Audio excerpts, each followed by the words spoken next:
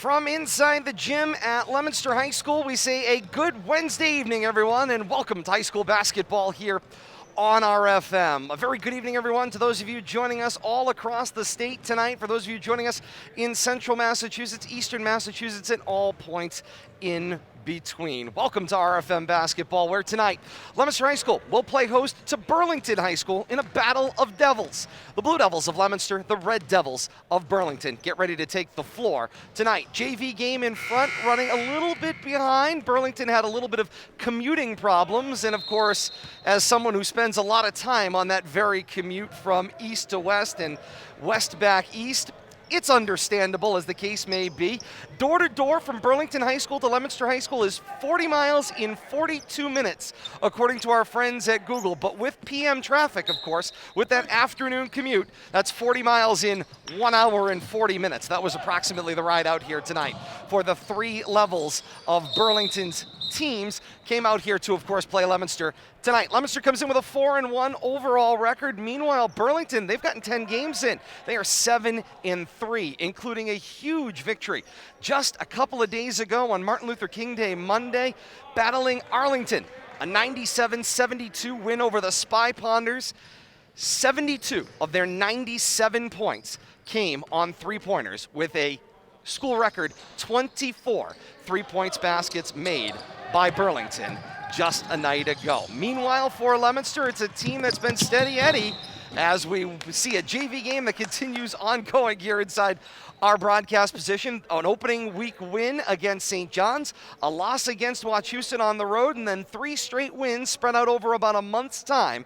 The numbers to keep an eye on for Leominster in their wins: 61 points, 53 points, 49 points in their most recent win last week on a Friday night right here on RFM, a 49-34 win over Shrewsbury. So one team that is moving points in the right direction and scoring them in great bunches. The other that's doing it with defense, as we welcome you to our courtside broadcast position.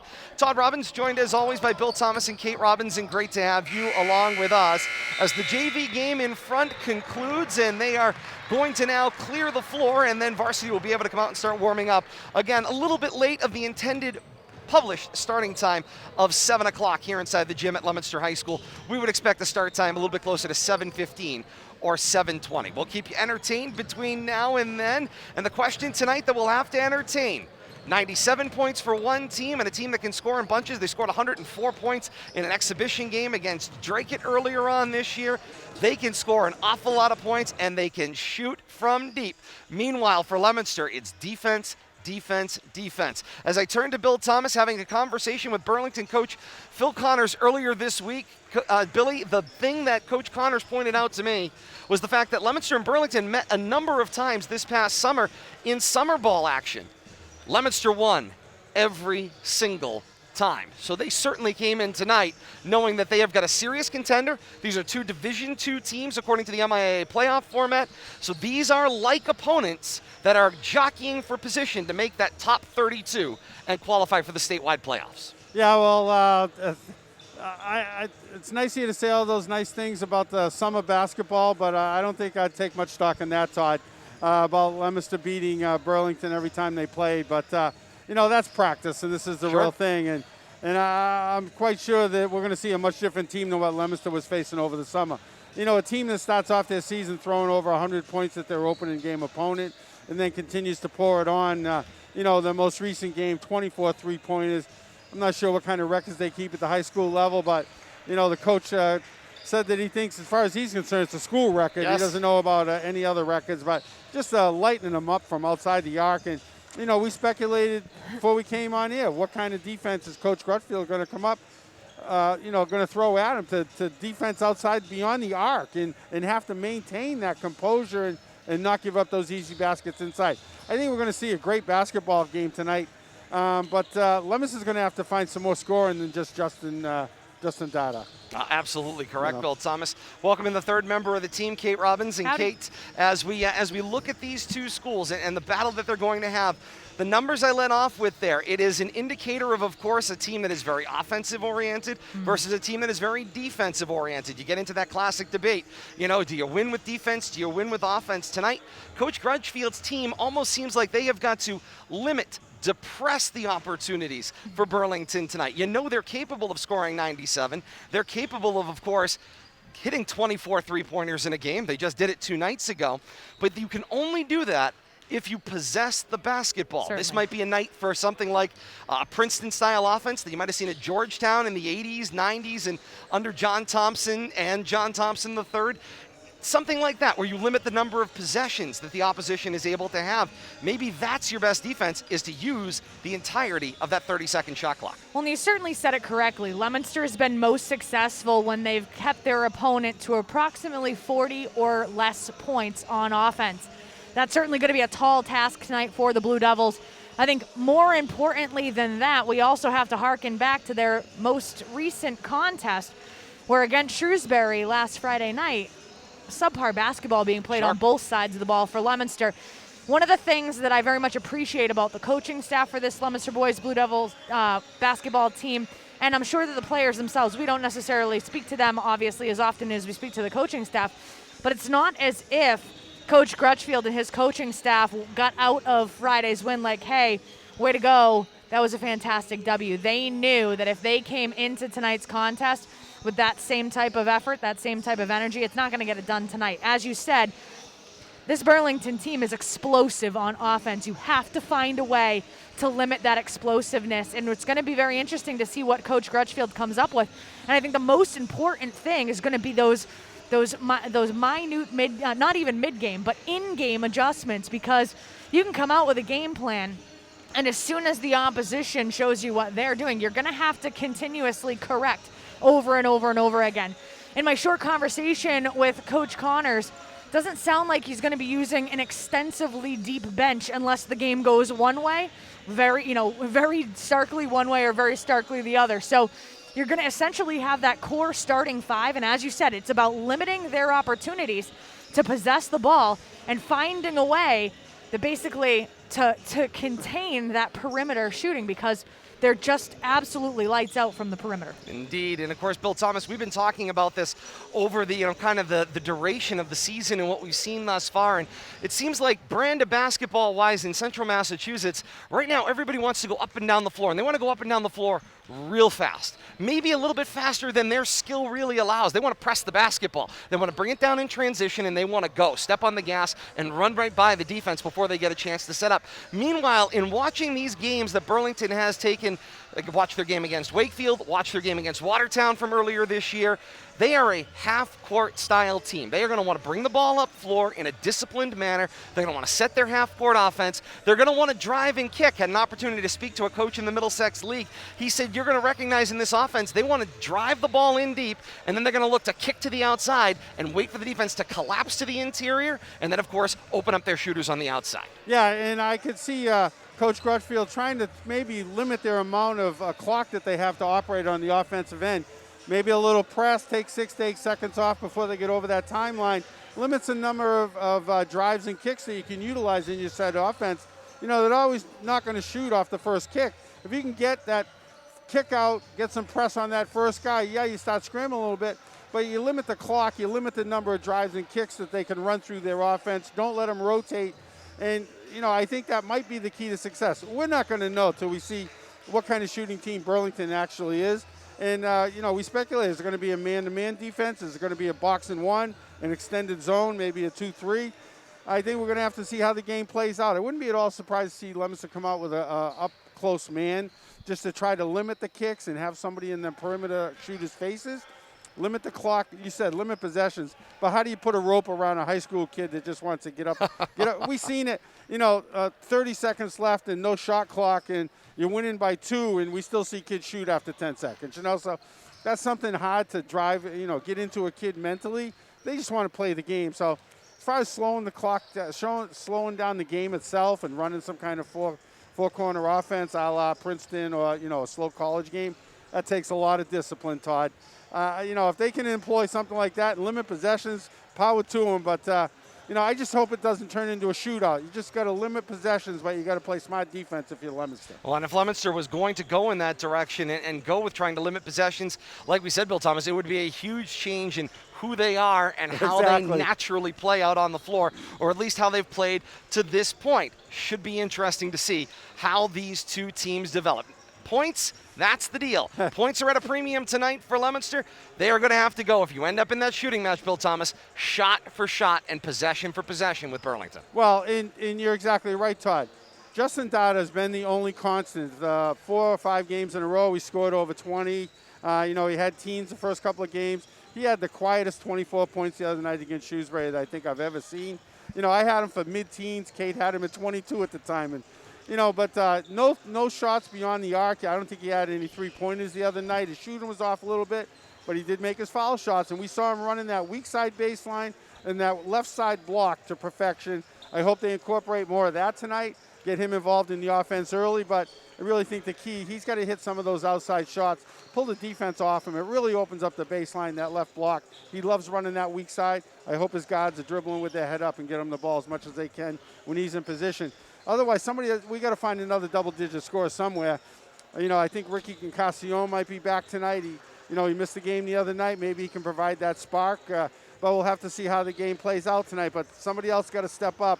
It can't be hoping that Justin scores in the 20s and you have a low-scoring game. Now, I don't think that's the key to success tonight. Who steps up, says Bill Thomas. Are they wearing red or are they wearing blue?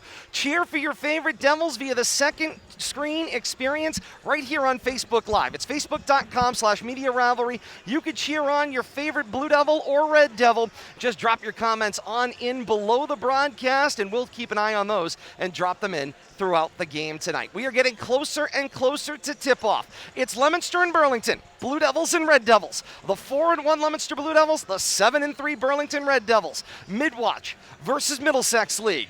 East meets Central.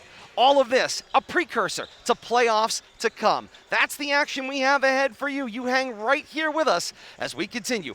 Introductions, national anthem, and then tip-off right here. This is RFM.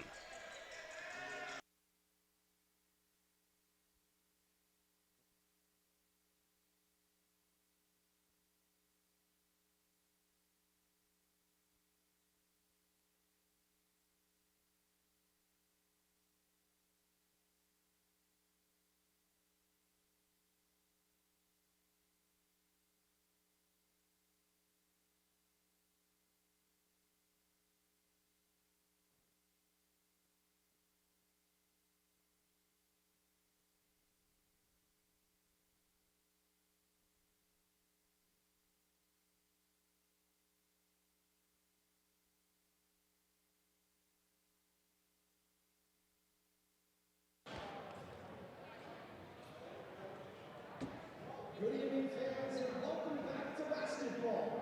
And welcome to the gym at Leominster High School for tonight's boys basketball matchup, featuring the Burlington Red Devils and your Leominster Blue Devils. As a reminder, fans, national mandatory outdoor events per the statewide mandate DPSC, MIAA, and the local administration. Fans are asked to wear their masks over their nose and under their chins at all times. Thank you in advance for your cooperation. Tonight's event is sanctioned by the MIAA and the Midland Wachusett League. Fans are reminded to positively support student athletes, coaches, and officials. Be loud, be proud, be positive. Now let's meet tonight's starting lineups, beginning with the visiting Burlington Red Devils. At guard, a senior, number 1, Shane Mahoney. At guard, a junior, number 2, Eric Sakaya. At guard, a sophomore, number 3, Cedric Sena Rodriguez. At guard, a sophomore, number 11, James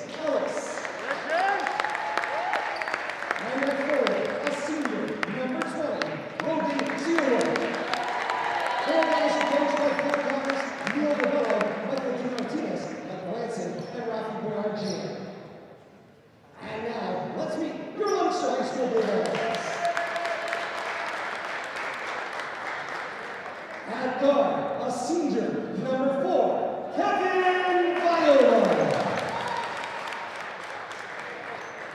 At forward, a senior, number 5, Alex Moisen. At forward, a senior, number 10, Lauren Asias. At guard, a junior, number 11, Justin Dada. And at guard, a sophomore, number 23, Terrence McCormick. The Blue Devils are coached by Kevin Welch, making his 6th season, assisted by Justin Dada and John Codio. Fans, we ask all of you please rise and remove your caps, as together we honor America and those who defend our freedom with the playing of our national anthem.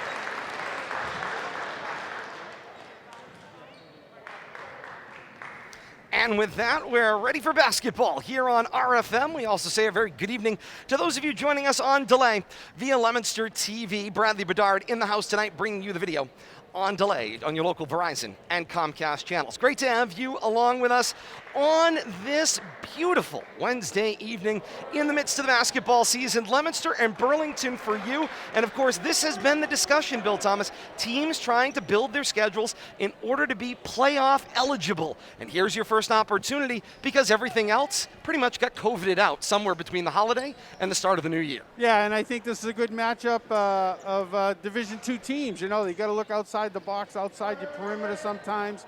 And, you know, maybe some of that summer basketball might have led to this. I'm always glad to see a new opponent, especially a quality opponent. 8 minutes up, quarter one underway. Up for the tap, Moisen will win for Dada.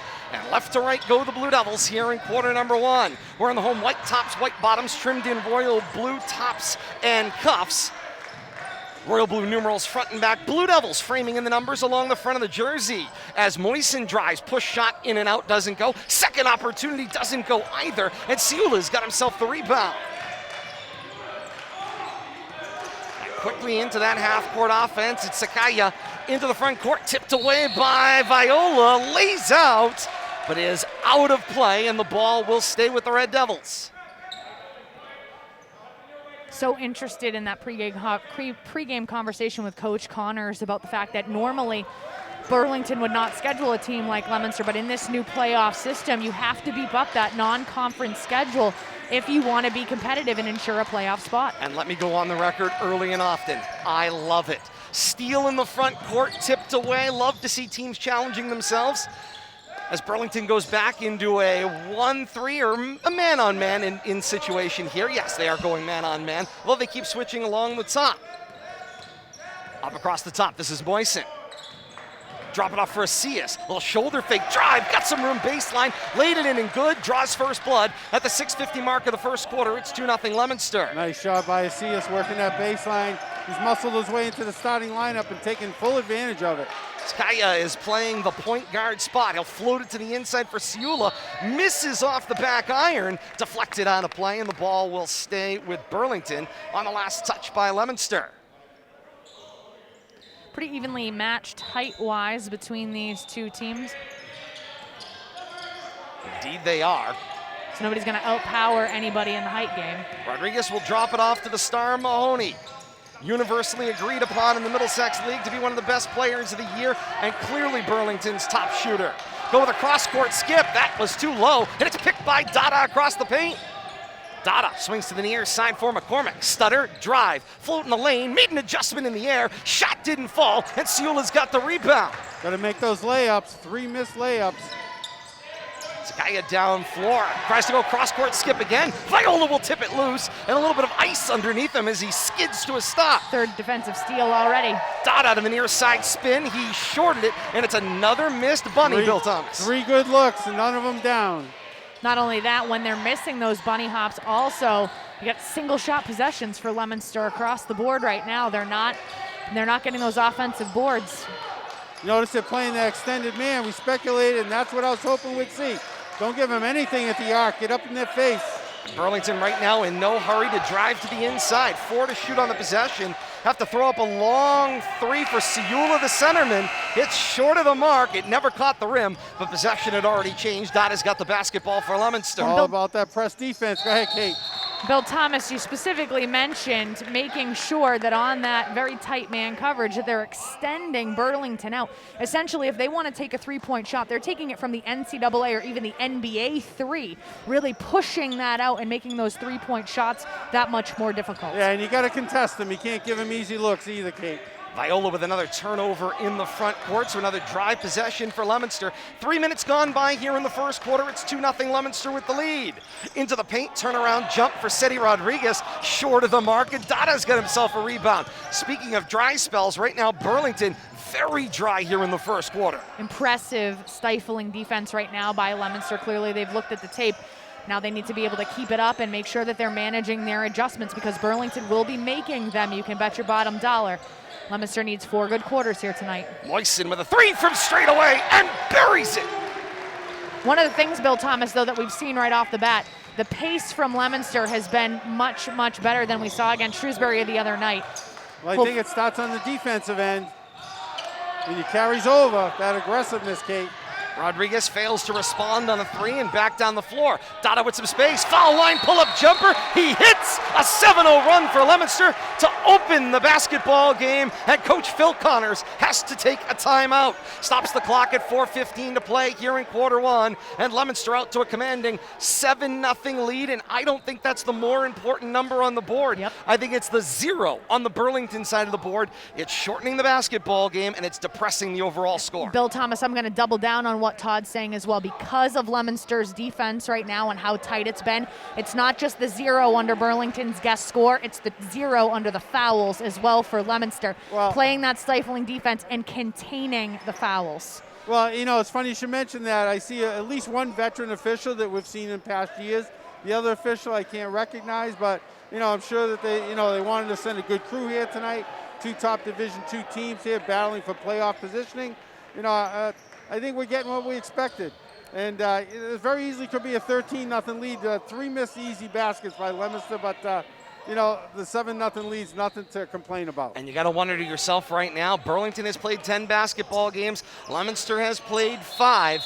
You'd wonder which one was which at this point based on the way this first 4 minutes has gone. But we have seen even the best teams in Massachusetts, some of them not coming out to blistering starts. First quarters have been very messy, so impressive start by Leominster, especially on the defensive end. Don't count Burlington out this early, though. Ciola with the drive and kick, and then a call for a push off the play. See if Moisen gets billed for it. He did. Said Moisen makes the connection with the upper body with a foul call. First of the game whistled at the exact halfway point of this first quarter, and it's the first one charged to anybody against Moisen for his first team first as well. Took my line. I knew you were multitasking over there. I do the fouls. I do the fouls here, deflection sir. on the inside. Do you want to call a touchdown too? As this one gets deflected to the inside. Shots fired. Drive to the foul line. Dada pulls up for a jumper, and down it goes. A 9-0 Leominster run. 3:40 to play here in the first quarter. You know, if Justin struggled anywhere, it was from the field the other night, and nice to see him hit a couple early. Sakaya with the jab step from the top of the key, kicks to the corner for Ellis. Ellis fakes baseline, drives middle of the paint, throws it into the third row and out of bounds. The ball will go back to Leominster. Good hands defense right there. Get Burlington kind of throwing the ball around carelessly. Third row of the cheerleaders, got to get those hands up. I was going to say, got to have your hands You ready. get those If you're out hands there on the ready. floor, have your hands ready. Viola steps on the gas, crossing the half court. It gets ping-ponged around. Not a kicked basketball? No, apparently it Not with the wasn't. heel. Drop back, nice feed, baseline. McCormick finds the cutter. It was Asias who lays it in and good. It's an 11-0 run for Leominster. Man, oh man. First 5 minutes of this one have been all blue and white.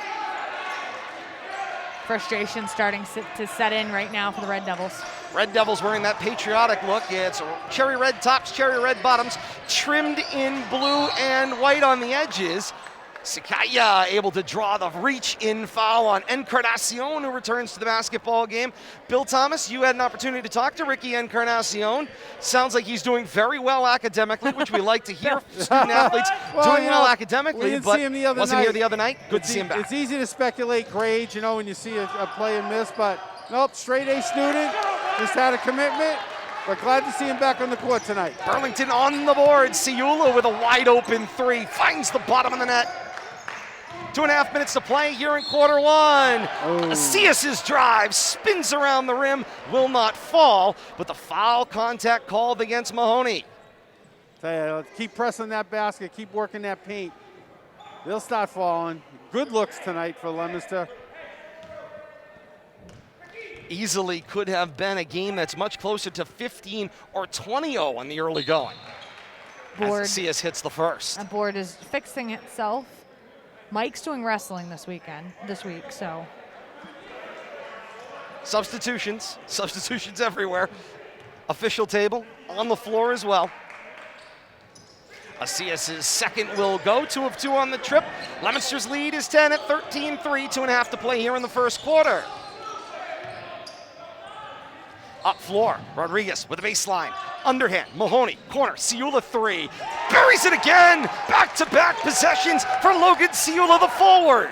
Better get up on him. McCormick will drive, give up the dribble in the paint. He's going to turn around, kick back for Dada, slow down the action. Now Dada slashes the lane, gets it up on the rim, and pinballs around and down. Nice friendly bounce right there in the back of the rim. Glad to see that. Haven't had a lot of those friendly rims. Each action with an equal and opposite reaction as the ball has gone down the floor, and each team now trying to match baskets, but Leominster was out to that early lead, as high as an 11-0 opening run. The frenetic pace continues on defense for Look where that Leominster. defense was, Kate, almost on the bench. Yep. Ciula line drives a runner into the rim. He says he got bodied off the play. He didn't get a whistle. McCormick, the rebound, takes it down whistle floor. there, He right? absorbs He didn't get body one either. contact. And the referee shows, yep, he was straight up and down, as was Ciula.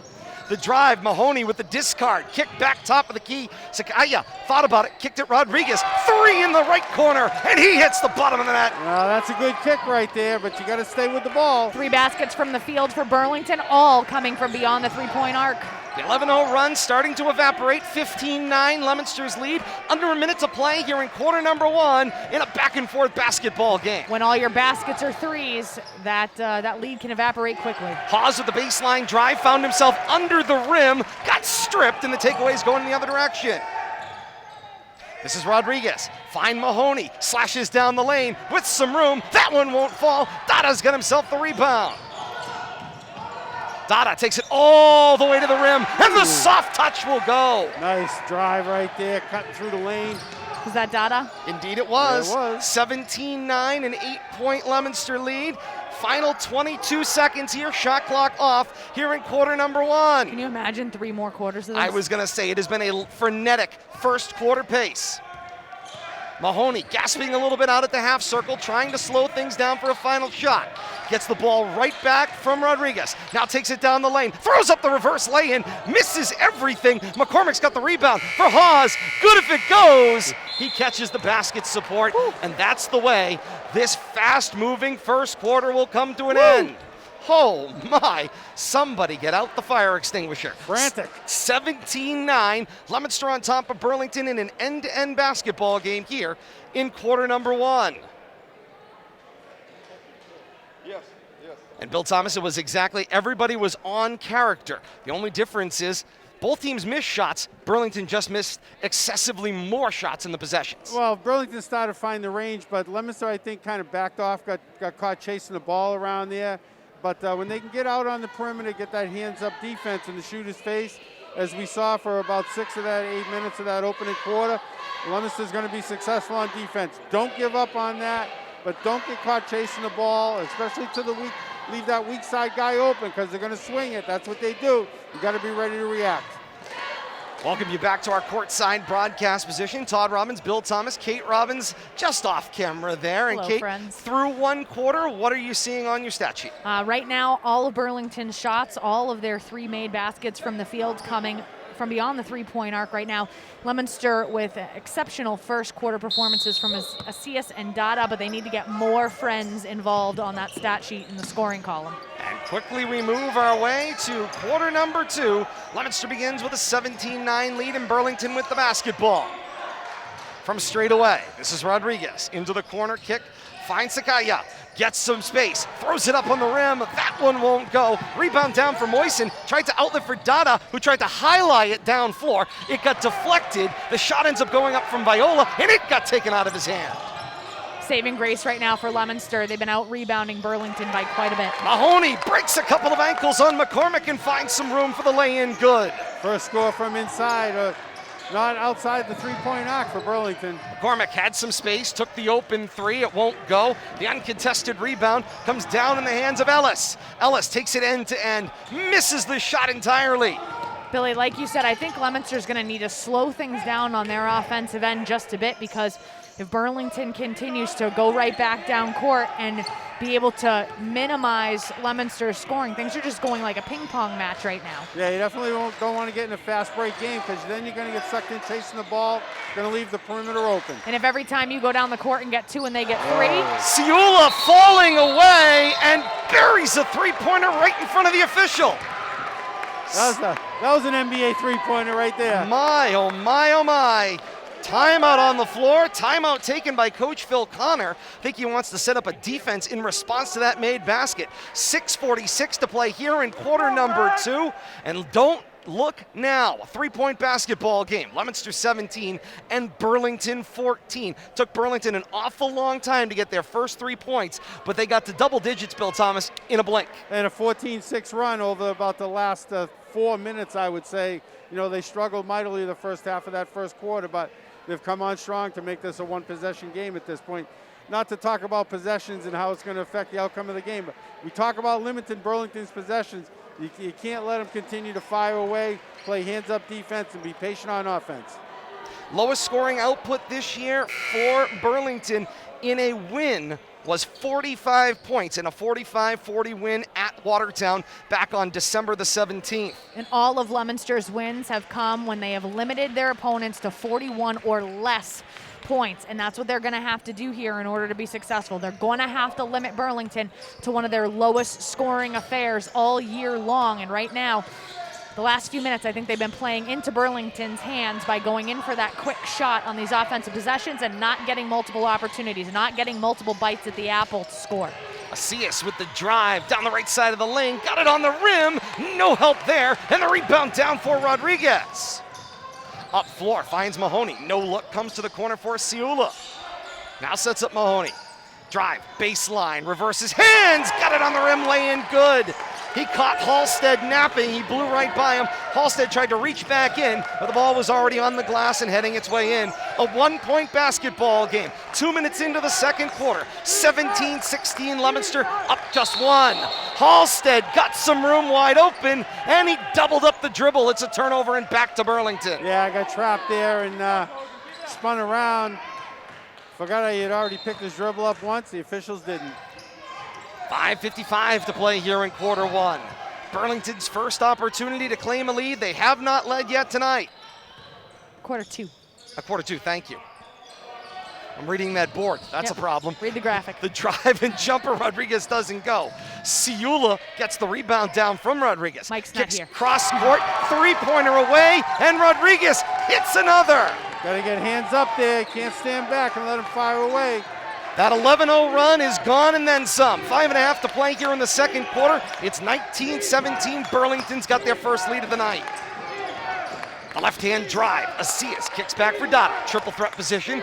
Wide open. Finds Asias to his left. Three-pointer away. Back rim, no. Tapped rebound. Viola runs it down.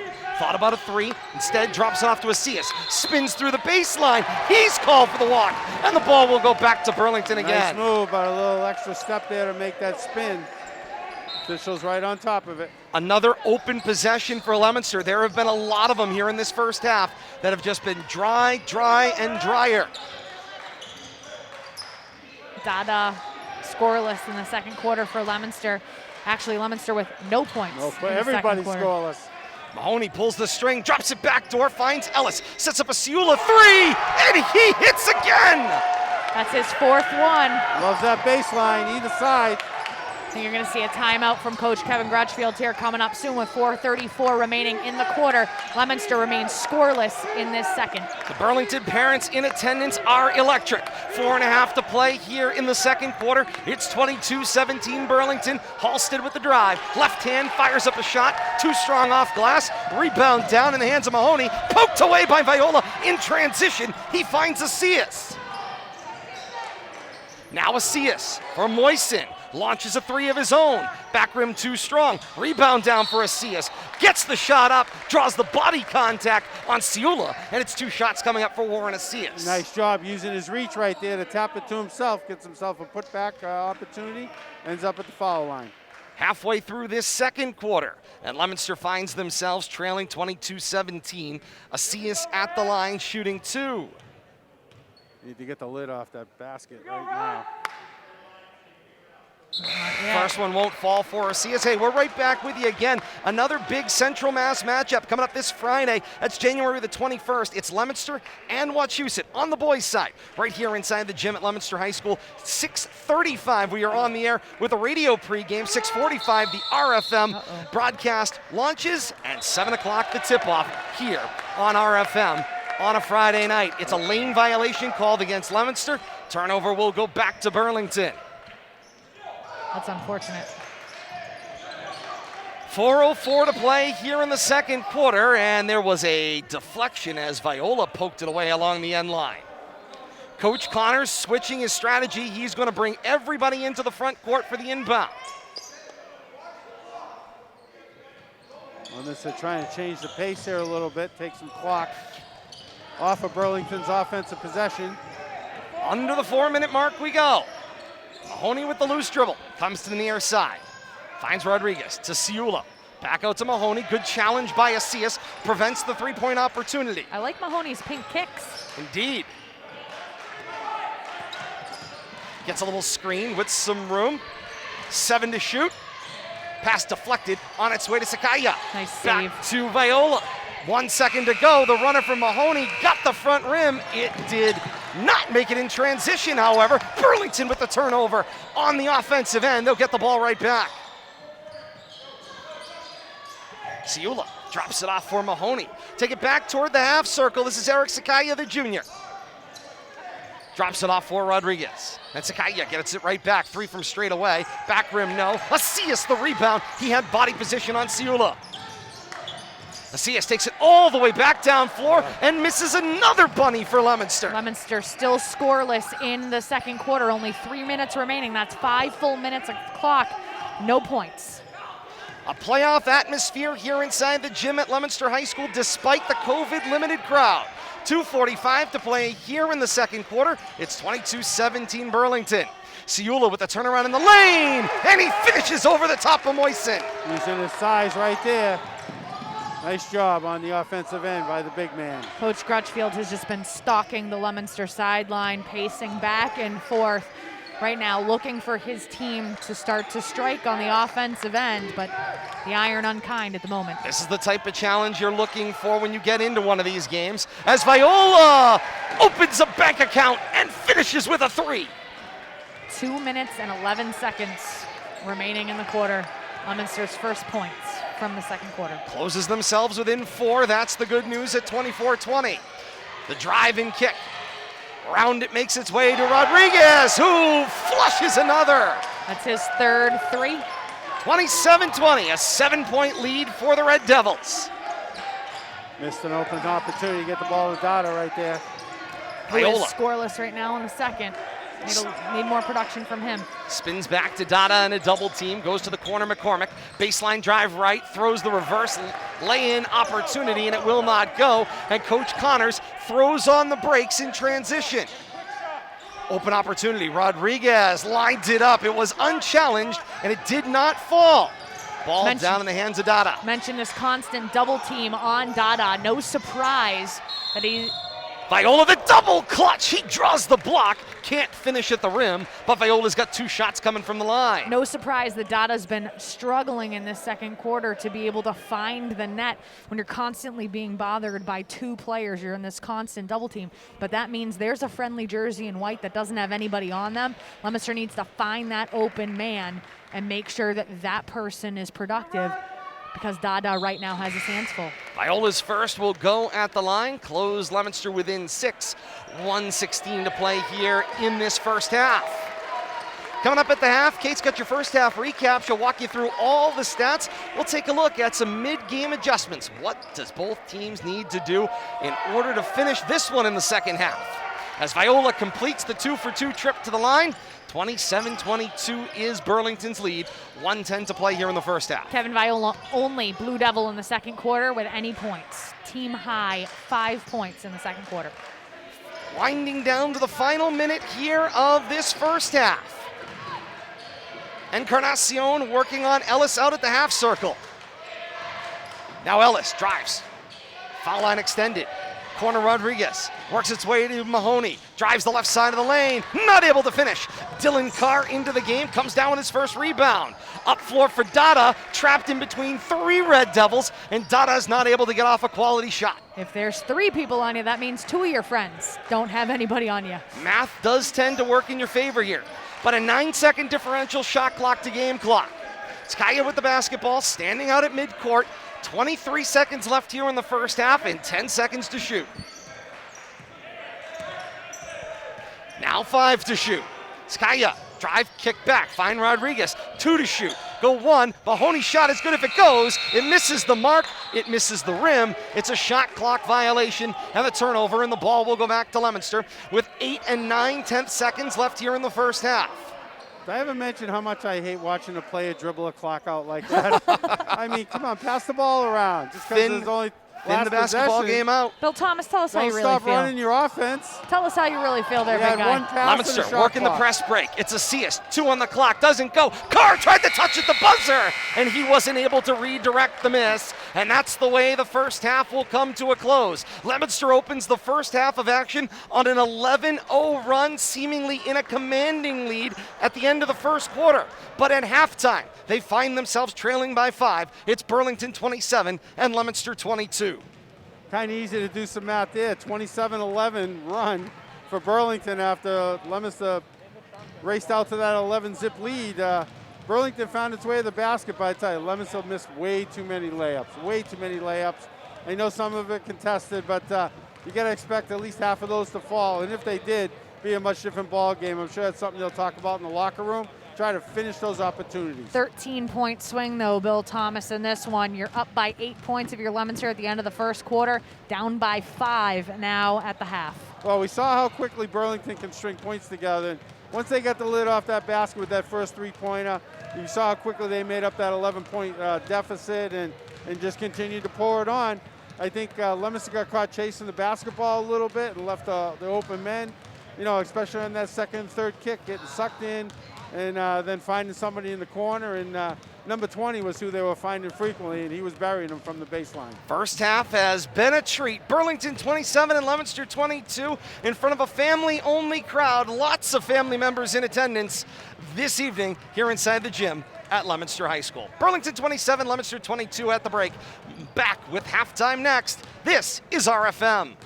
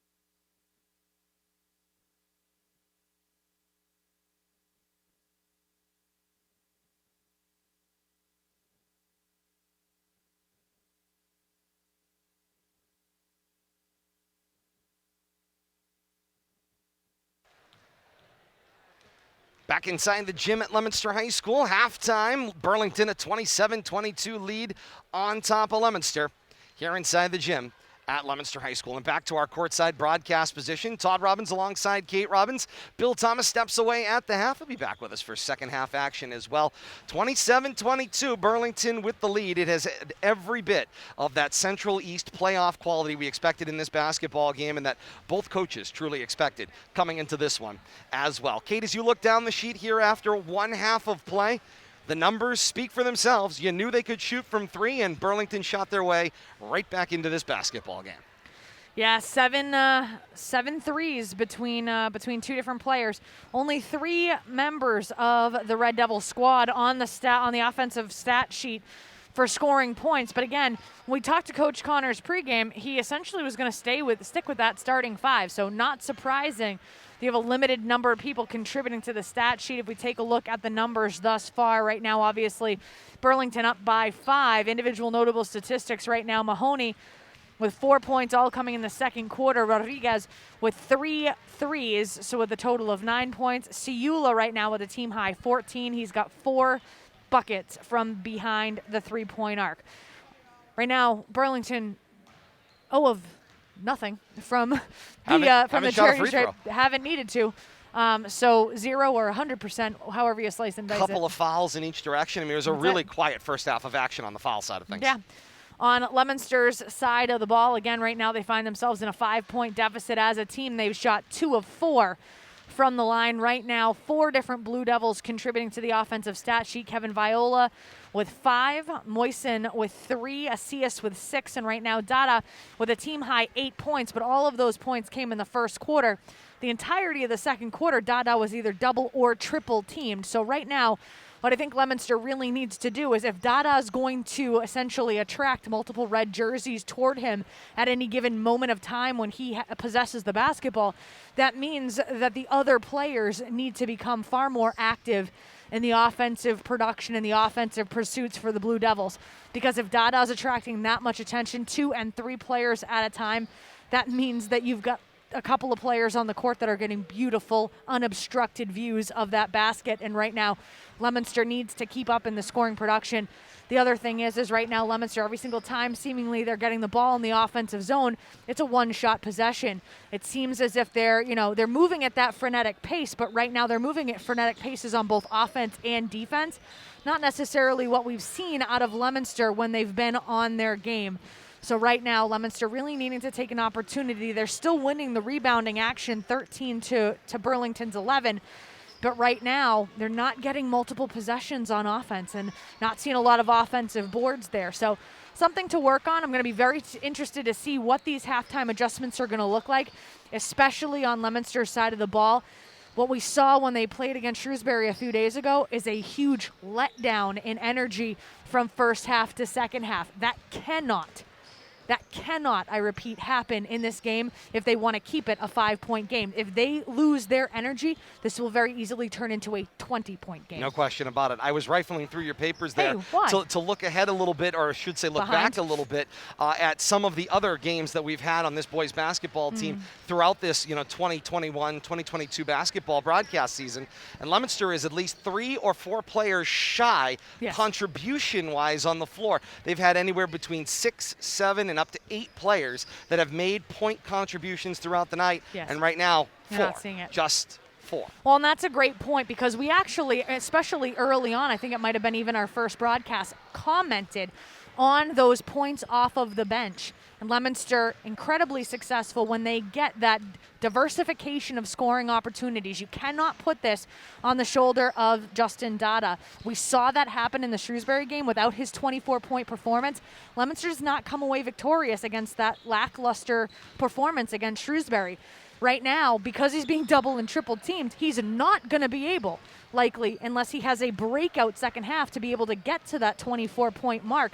But either way you slice it and dice it, if more Blue Devils do not get involved, if we don't see a diversification in that point scoring, this game's not going to be close. And right now, they need to find a way to distribute the basketball to more people, and not only that, get some offensive boards, multiple shot possessions, and hit the bunnies when they get them. They've succeeded in box number 1 from where I'm concerned. Although it's not on the scoreboard, they have depressed the overall scoring here. If you do the double up, right, both teams continue on their same pace into the second half. You've got a game where both teams end up somewhere around 50, maybe a little bit more. That, to me, is a really concerning combination of things. If you're Burlington, because Leominster has reduced your opportunities and lowered the overall scoring. 54 Bill Thomas, right now, though, if you double up. Indeed. If we get a chance to, before we get out here with third quarter action, and you're thinking about mid-game adjustments, you're in both huddles. Right now, if you are the Blue Devils and you're Coach Kevin Grutchfield, what are you looking for?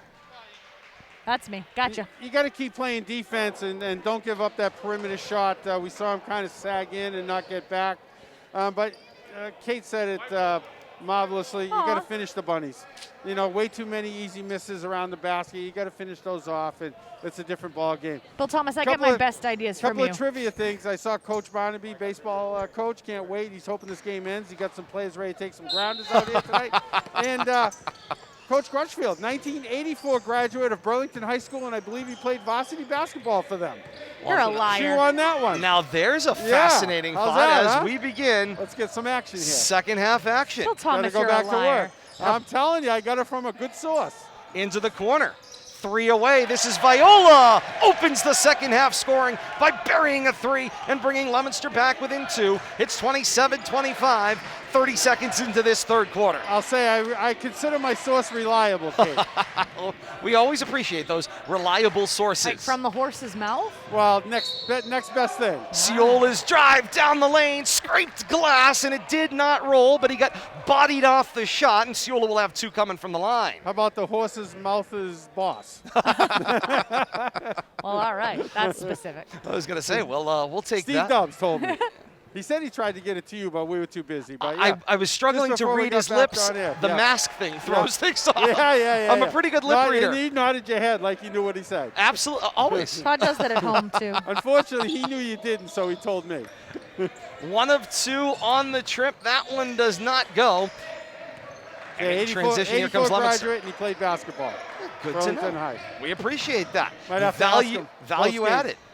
From that right wing, the jumper goes for Dada, and Leominster closes within 1. It's 28-27, as right now Burlington just a shade over that halftime score. They've only got 1 point here in the second. This is Ellis, finds the flashing. Sakaya tried the touch shot, and it did not go. Looked like a one-timer in hockey. Wasn't able to finish at the rim. Yeah, and the defense wasn't really there. I think he could have taken his time. Viola launched a 3-pointer that was wide open. It was just asking to be hit, and it was just too strong.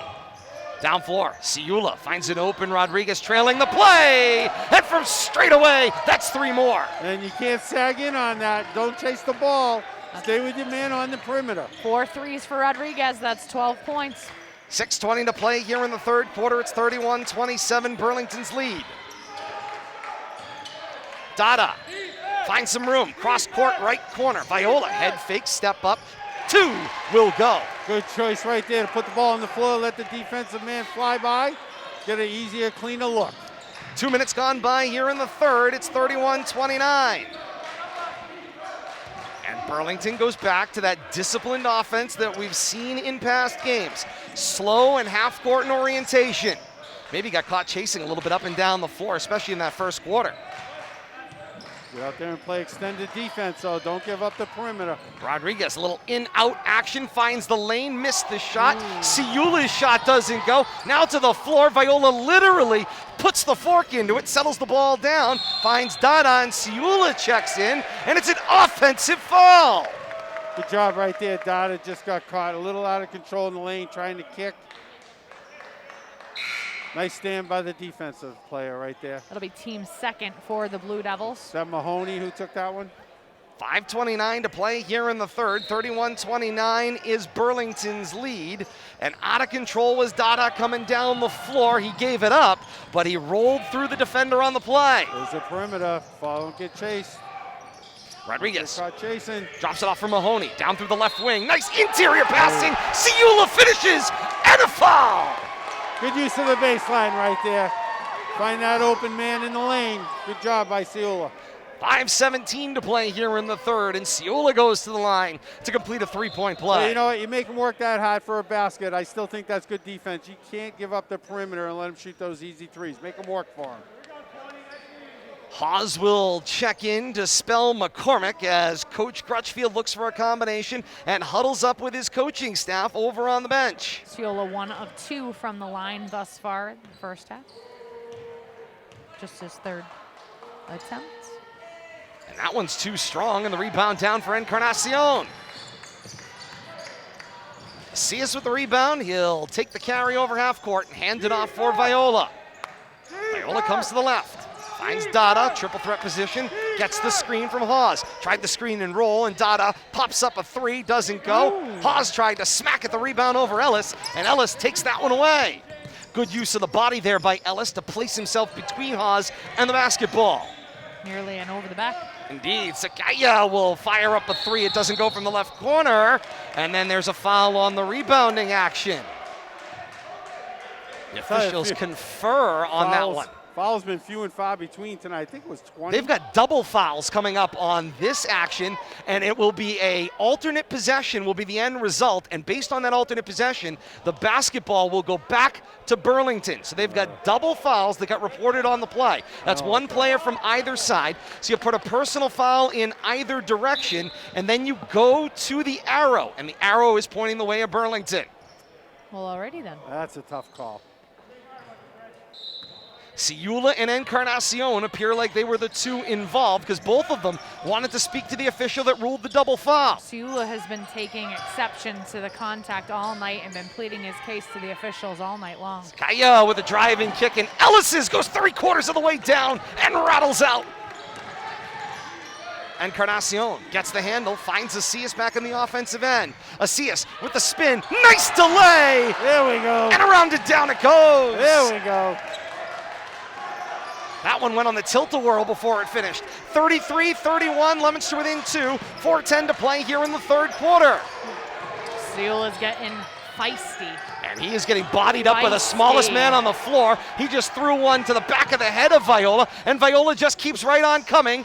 Turn around inside to Viola. He says, I can reach over the top and lay this one in.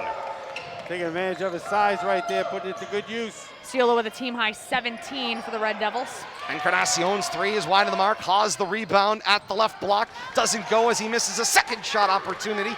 And Leominster 2 opportunities on the possession. Both come up empty. 3.5 to play here in the third quarter. 35-31, Burlington's lead is 4. Rodriguez, nice fake on the dish, took the shot himself. He had the space, he missed, but he got his own rebound. Ellis now takes it from the right corner, tries to gun a pass that got deflected out of play. 24 to shoot, 3:17 to play here in the third quarter on a great night of basketball here on RFM. Great to have you along with us. Todd Robbins, Bill Thomas, Kate Robbins, and you, wherever you are.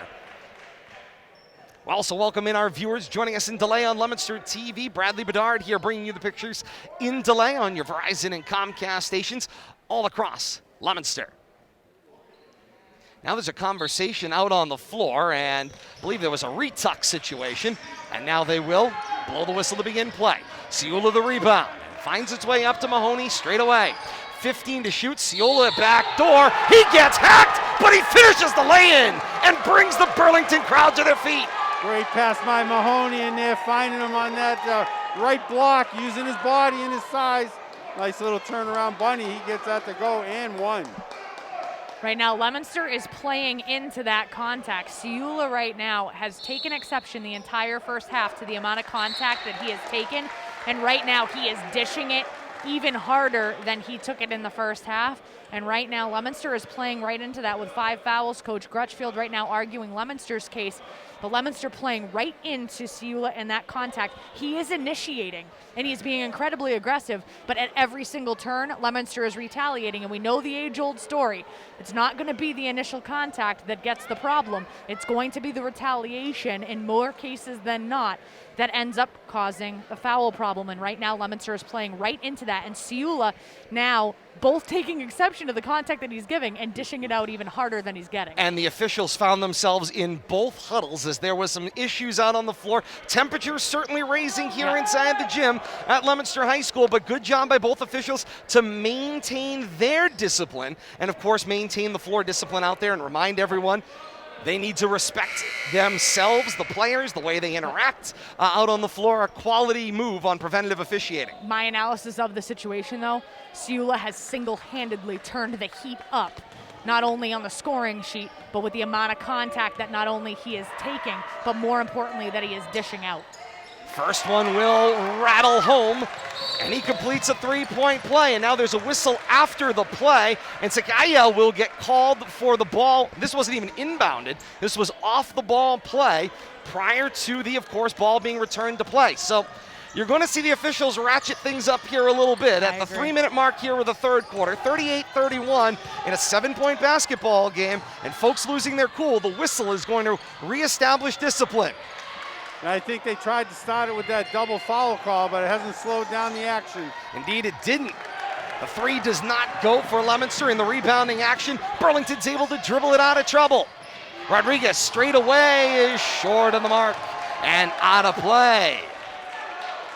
2:39 to play here in the third. Burlington's lead is 7. Rare turnover by either team right now in this quarter. Both teams instituting full court pressure. Asias will bring the ball over the timeline. Crosses trying to go to his left, working on Mahoney. Jump stop, comes to the near side left, drops it off for Dada. Dada takes it with the right-hand dribble to the foul line kick, find Viola. Three fired away and hits! And they will blow the whistle to stop play to fix the netting that got called on the floor. The officials say no timeout, just needed to fix the net. It had gotten wrapped up in after the three-point basket went. Come on back, y'all. 2:18 to play here in the third quarter. It's a 4-point lead. 38-34, Burlington's lead continues. Sakaya will bring the ball up floor.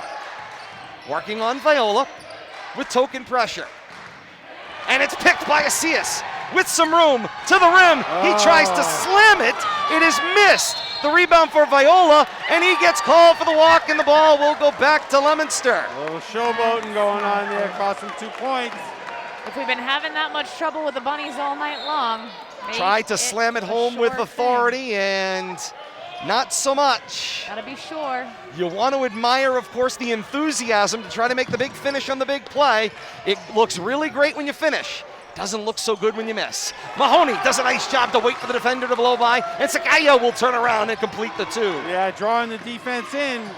Sakaya now the 4th person on the stat sheet for the Red Oz Devils. fires up a 3 and buries it over Viola. 93 seconds left here in the third quarter, and it's a 3-point basketball game at 40-37. The officials letting them play for the most part. Quick quarter, a lot of action. Kick back, fine Mahoney. He's looking for a screen from Viola and then goes opposite the screen, takes a baseline, wide open, and finishes at the rim. Nice job right there, distracting the defense, pointing, and then just taking off in the other direction. Got him looking. Final 62 seconds here of the third quarter. To the foul line extended, it's Hawks. Kick back for Viola. 13 to shoot, Viola pops up along 2, and that will go down. Third quarter has been all Kevin Viola for Leominster. 42-39. 10 third quarter points from Viola for the Blue Devils. Crossover Mahoney, drive to the left block, throws on the brakes, looks for a kick, finds Rodriguez. Rodriguez, triple threat, uses the body to create some space with the defender. He's now working on Encarnacion. Indeed, it was Viola. Bit of an eclipse out there at the top of the key as he is just placing his body there. He'll now screen and roll. Sakaya with 4 to shoot, now 3 to shoot. Goes to Viola at the foul line, and they get caught holding the basketball. Shot clock violation. The ball goes back to Leominster. Good defense right there, stopping that pick and roll, working through that screen, not giving up that easy shot in the perimeter. Leads to a turnover on the shot clock. Coach Connors not very happy with the mental error by his team. He's telling them, use your head. The clock's right in front of you. You need to make sure that you're aware of how much time you have left on that possession. First substitute into the game for Burlington comes at the 14-second mark of the third. It's Jaden Brem. We said it'd be Acias rare. for Hawes, kept it alive along the sideline. Inside, Viola to Acias. The lay-in is good over Mahoney. Little accidental offense right there, And but Mahoney great will save. throw it into the curtain to end this third quarter. 3 quarters in the books here inside the gym at Leominster High School. A phenomenal round of applause from the families in attendance. 42-41, Burlington on top of Leominster through 3 quarters here on the Blue Devils home court. Did I hear you mention earlier it feels like a playoff atmosphere game? It certainly does. Indeed, From the fans it to does. the way the game's being played on the field, on the court. On the field. On the field, on the On court, the field. on the diamond. And it's got a all playoff points in between. atmosphere Feel. You can find it For right sure. here on RFM. You got your live coverage right here on Facebook, facebook.com/Media Rivalry. You want it on demand, it'll be available by midnight, tinyurl.com/Media Rivalry, or you go to youtube.com and you search Rivalry Family Media. Like, follow, and subscribe today for your live coverage, your on-demand coverage, and your updates available on Twitter at Media Rivalry.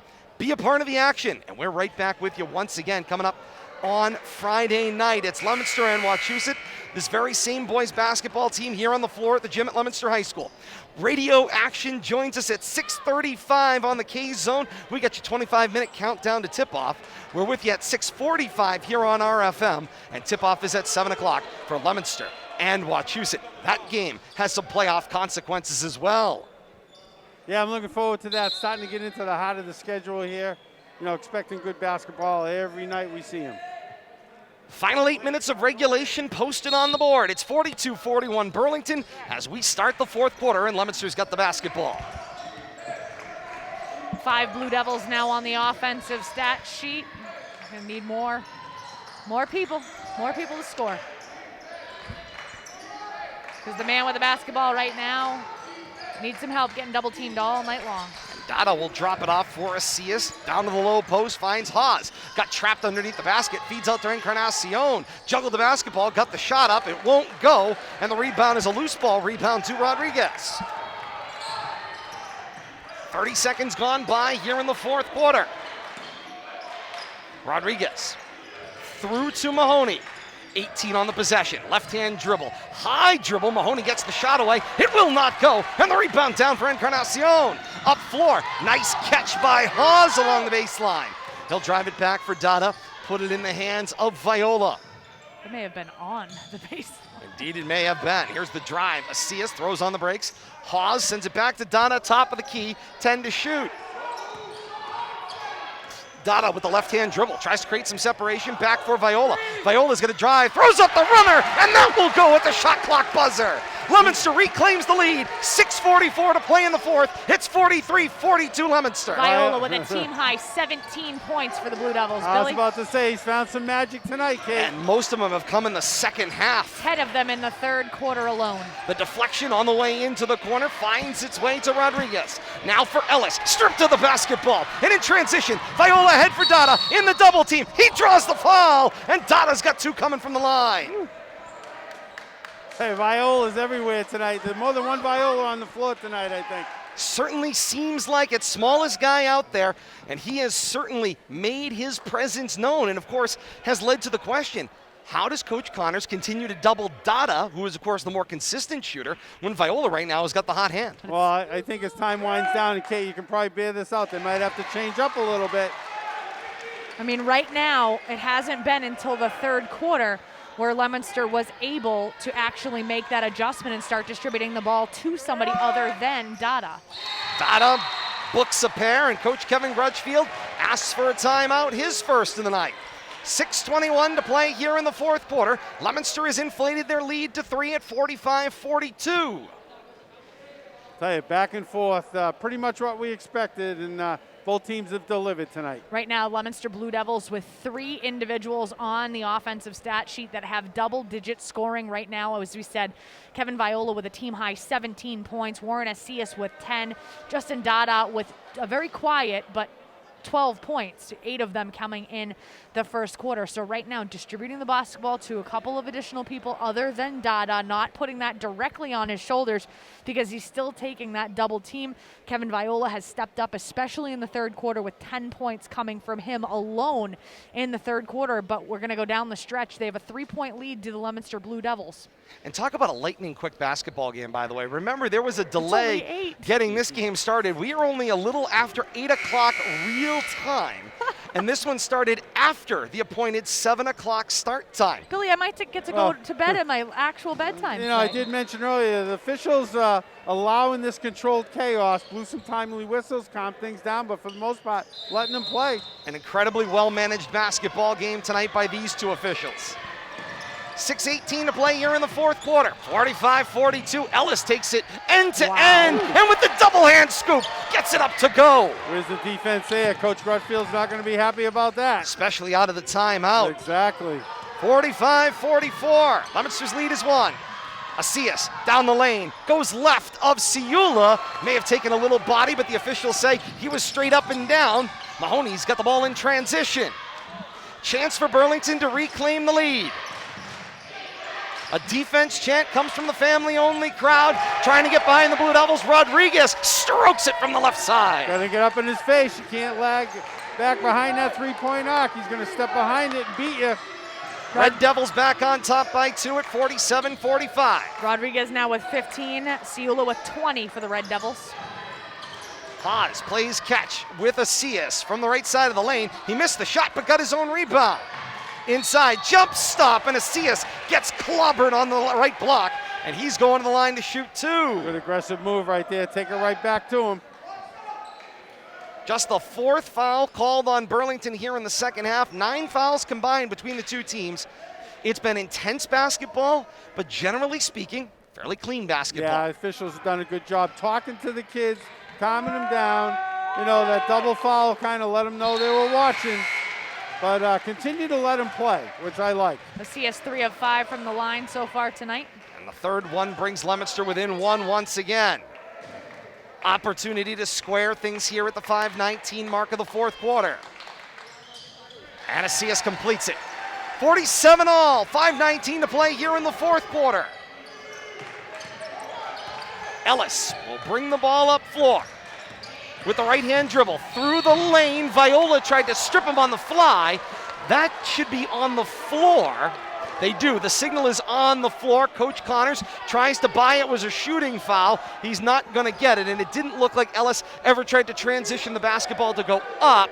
The foul is on the floor. So it's possession and a fresh 30 for the Red Devils. That foul should be going against Leominster right now. The board says 5 all, but it should be 6-4 fouls right now. Leominster with 6. In the corner, Rodriguez gets an open look from the right and finishes 3 more and puts Burlington back on top at 50-47, 5:10 to play here in the fourth quarter. Once again, Rodriguez getting lost on the defensive end, losing his defender and getting a nice clean look. Doesn't matter what side he's standing on, he's hitting him from both sides. Burlington spends their 3rd time out of this one. A 50-47 lead right now, and defensively, that's the situation. All they've got to do is continue to frustrate Leominster on that end, and they have not really found an answer. You knew you were going to be giving up size on the inside to Logan Ciula, and Leominster right now has not found the player that can body up and actually make a difference against Ciula in the paint. Well, they've had some different players on him from big to small, but trying to frustrate him, still finds a way to get himself positioned, get himself to the line, get himself looks, but you know, I think Leominster got to come up with something right out of this timeout like Burlington did last time they had called a timeout. They had the offensive possession led to an easy bucket.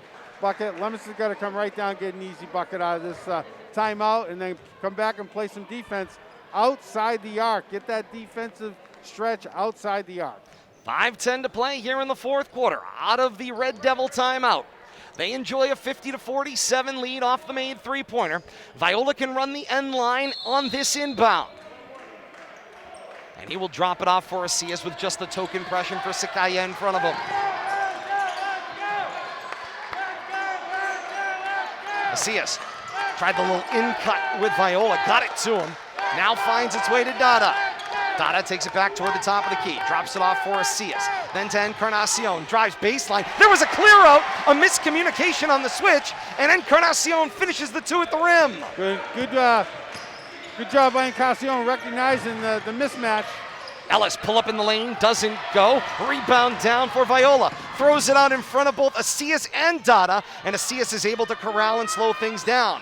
Foul line jumper, Moisen rattles out. Rebound, Asias gets another opportunity. That one won't fall, and Rodriguez out jumps everybody for the rebound. Tough luck kid under the basket tonight, just can't get that bounce. Sakaya brings the ball up floor, into the corner. Looked like he had an open lane there, but gave it up. Finds Rodriguez, 15 to shoot. Viola is bodying up on everything in his Anybody way. he can find. Here's Sakaya, driving the lane. He skidded and walked with it. Pleading his case on the slippery floor, but everybody's playing on the same floor. Coach Connors tries to sell that one as well. And it was a fair, very polite. No, he held his pivot foot. He skidded with his front foot. Good logic, excellent argument, not what the official saw down floor. Here's the drive to the lane, and in response, it's a walk. And the ball goes back the other way, wiped off the basket. No basket for Encarnacion on the other end. A hard one to take away right there. Teams exchange turnovers. The inbound, Ellis slipped away from Moisen, got himself across midcourt. Under the 4-minute mark here in the 4th. 3-point lead for Burlington. In the corner, it's Ellis.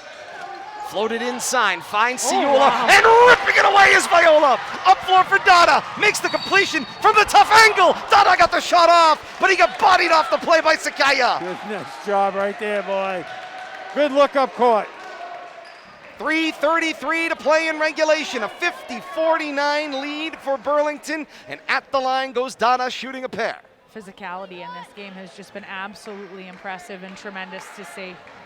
If this is what we have in store for us in statewide playoffs, I say sign me up for every single night. We used to complain about traveling out west, but I don't think we will this year. I'll go east. I'll go wherever they want. This one will roll in.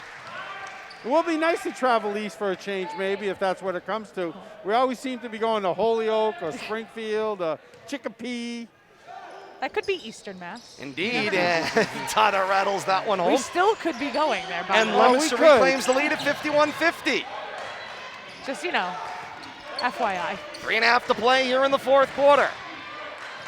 Nothing wrong with the birthplace of volleyball out there in Holyoke, Massachusetts. Here's the drive, kick into the corner. Rodriguez is 3. They were already putting it on the board here in the stands, but that one missed long. That's his spot. Comes to the near side, it's Moisen. Back top of the key, Viola. Drop it off for Dada in the triple threat position, working on Sakaya. Mahoney gives token pressure as well from the right. Cross court skip, find Asias. Crosses off, goes to the lane. Hangs in the air with the jumper, it won't go. Viola the rebound. Every single one of these offensive possessions is going to become precious as this clock continues to wane in the 4th quarter. 2:45 and counting here in the 4th. Mahoney behind the back will drop it off for Rodriguez.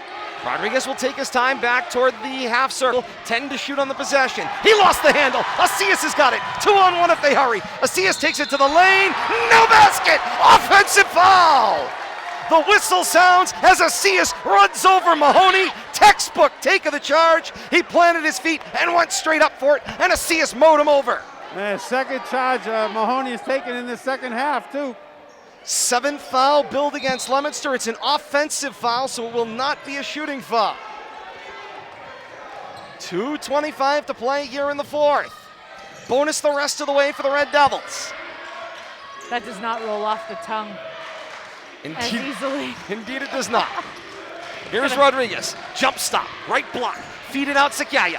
Drive the lane, kicked on a deflection to Rodriguez.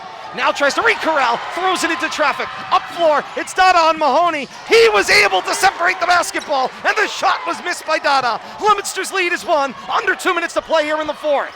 Back down floor, the pull-up doesn't go for Sakaya. It's a deflection out of play, ball back to Leominster. Those Miss Bunnies Could have hurt. Go ahead, Kate. And Could have Coach been an over Kevin the back Crutchfield there.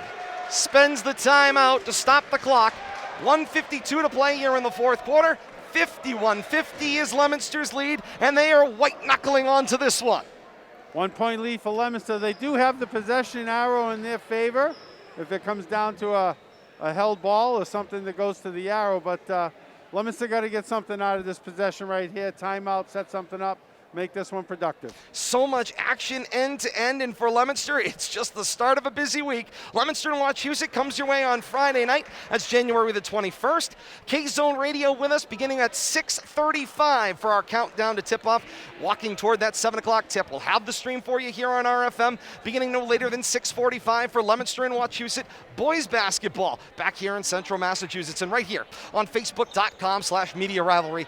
What a week of playoff possible action. If you don't here. think things can get any better, let's take a look back. Leominster's only loss was a 2-point loss to Wachusett, second game of the year. So, yeah, I'm looking forward to Friday night's matchup for sure. But let's finish this one off first. I was going to say, we're not done yet. A 1-point basketball game. Kate getting great support out there on the second screen experience. A lot of Blue Devil and Red Devil fans cheering one another on. Yeah, and everybody being loud, being proud, and being positive. We like to see that. That's how we like that. Cheer on 1:52 your to play favorite here in the Devil fourth. tonight. That's right.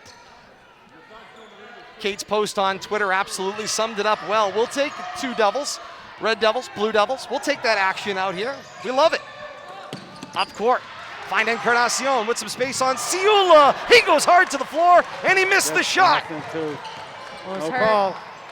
95 seconds to play in regulation. Rodriguez's 3, wide of the mark. Ellison uncontested rebound. And there's a whistle and a block called on the low left block. That official's been awful quiet tonight.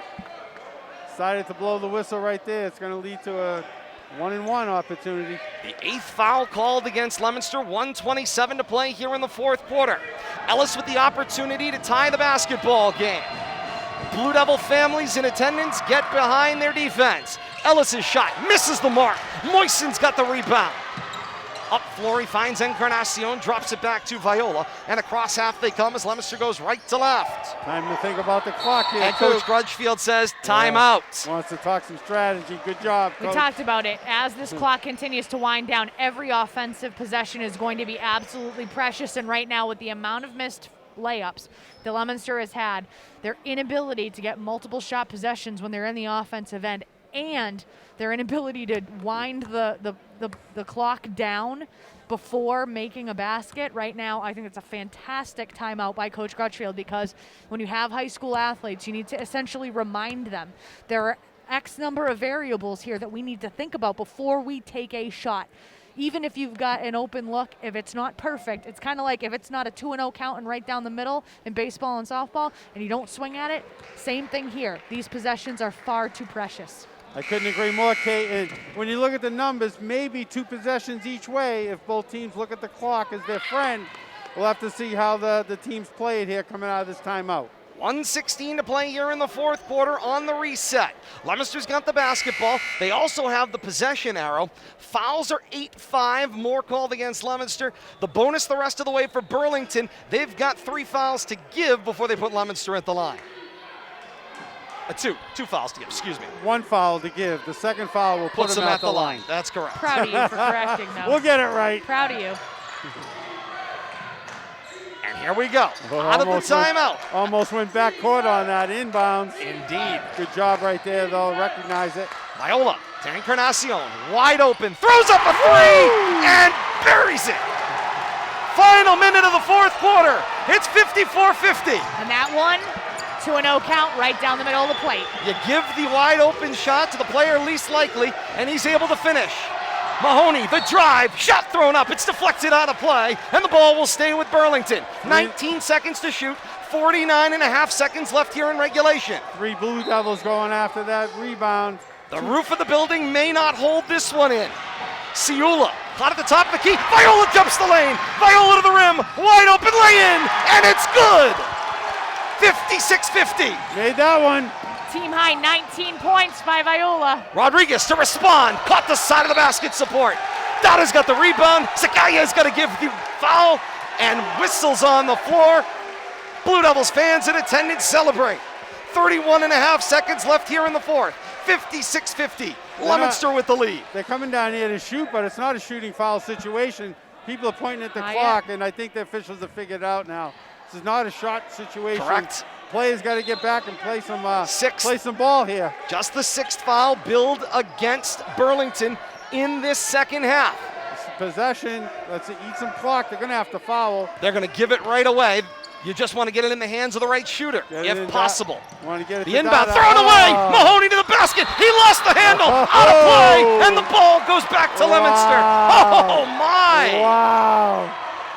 Mr. Clutch Mahoney wasn't quite able to grab a hold of the basketball. It slid right out of his hands as he tried to transition up to the shot. Tough break for that student athlete. He'll look to rebound here in the waning seconds. Up floor, it's Moisen, and Coach Kevin Crutchfield spends the timeout. He saw enough right there. Surprised they even let it get inbounded, but at least they got more to work with now. Get off the baseline once they inbounded it. 21 and 3/10 seconds left here in the fourth quarter. Shot clock is off for the rest of regulation. Leominster with the 56-50 lead. Fouls 8-6. 8 against Leominster, 6 against Burlington. Teams are shooting the rest of the way. On a tie-up, the alternate possession is pointing toward Leominster.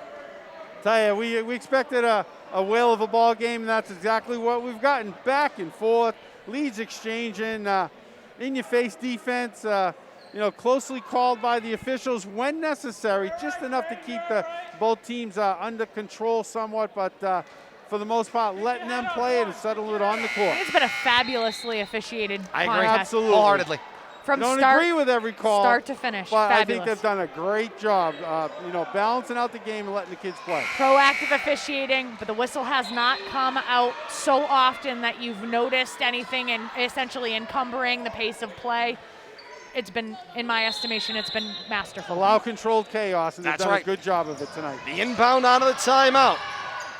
Burlington decides to play defense. Asias bounces it to Moisen. Cross-court tip, finds Encarnacion. Leominster playing catch here. And now Burlington will give the foul at 10 seconds, 10.9 left here in the fourth quarter. 20 seconds it took them to foul right there, and cost them at least one possession probably in the big scope of things. And now a 1+1 opportunity on the 7th foul booked against Burlington. I was telling you, 11 seconds came off the clock. Thank you. Viola hits the first. Makes A it- 57-50 game. Put the point on the wrong As side. the point goes on the wrong side, but It there turns we it go. into a 3-possession game. 57-50, make it 58-50. An 8-point basketball game. Sakaya takes the ball down floor. Left side, ahead to Ellis. Not able to hit the turnaround. Leominster with the basketball. They will dribble it out. Blue Devils will celebrate. Final seconds come off the clock. Dada and Ciula with a couple of positive nods in each's direction, good respecting game. one I like another's that. I great like play. that. I like Absolutely. that. Love to see that in the Nice closing show of seconds. respect for a very hard-fought game. Two star players able to get together and give each other props for a phenomenally contested and you see the basketball kids game. want to exchange, and they kind of discourage us, but I like this. It's such a great game, and these teams might meet again in the future. It would be a phenomenal playoff game. It certainly had that atmosphere here tonight. If nothing else, I think we've got a new rival. Indeed, and hope to see it in the years ahead. Burlington's got a beautiful facility down in Burlington. We would certainly look forward to an opportunity to find our way on the road next year if this is a home-and-home type situation. Winner tonight, Leominster, 58-50 over Burlington in a battle of devils here inside the gym at Leominster High School. Leominster improves their regular season record to 5-1 through January. Burlington falls to 7-4. We're just getting started here on RFM. We're going to step aside. Leominster head coach Kevin Crutchfield joins us after he addresses the team. We'll have him down here courtside in a bit. Stay with us here on RFM. Leominster 58 and Burlington 50. For those of you joining us on Leominster TV, we say thank you so very much for joining us in delay tonight. For Bradley Bedard, Bill Thomas, Kate Robbins, I am Todd Robbins saying thank you so very much for joining us. And if you are joining us on Leominster TV, so long for now. In the meantime, for those of you joining us live here on RFM, stay with us. Post-game comes your way next. Leominster head coach Kevin Crutchfield joins us courtside next. This is RFM.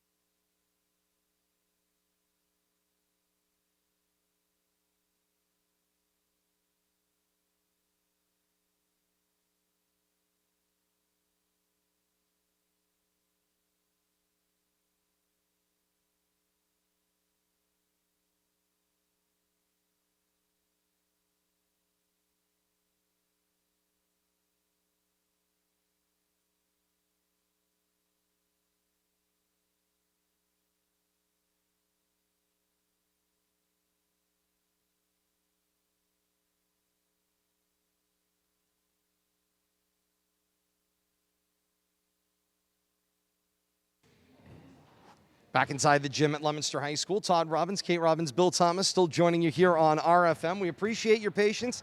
Leominster head coach Kevin Crutchfield still upstairs meeting with his coaching staff and some players. He'll be down for our post-game interview coming up after this. 58-50 victory. Leominster tops Burlington in a battle of devils tonight. A Division II playoff preview potentially.